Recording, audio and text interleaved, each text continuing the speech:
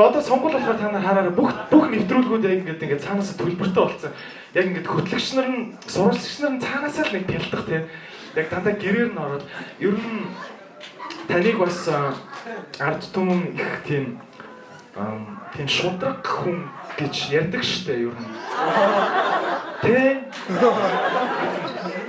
Яг хоо миний яг уг хүмүүжилт ч юм уу те. Тийм худлаа ярих гэдэг юм байдгүй. Төлөв. Тэгэхдээ байсгээл тэр нэг Монгол гэдэг дээр амар акцент өгч байдаг те.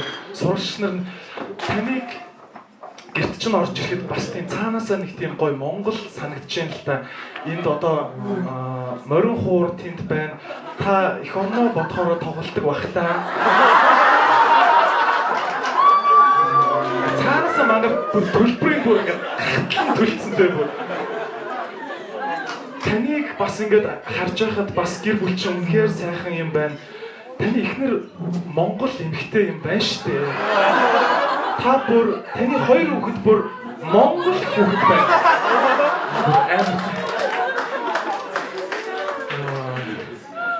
Манай комедигийн ч гэсэн ер нь бас тийм одоо эх орноо гэх үү те яг бодож одоо сэрдэг тийм хүмүүс байдаг.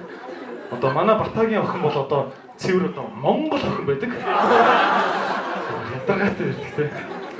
Гэтэ улс төрчид бас би бол stand-up comedy-г бол бас тэг ингээд комедианууд бол яг улс төрчдөг бол барахгүй баха. Яг ингээд хөдөөгөр тайлан тоглолтыг бол барахгүй шүү заяа.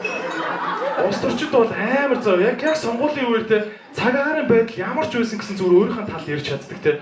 Улаан цам цаг агаарын мэдээ 7 хоног нэвшилтэл бороо орно гэсэн баг чинь.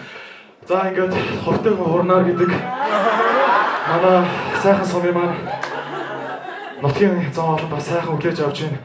Нутаг маань ч бас хүүгэн гэсэн юм уу та. Сайхан байна.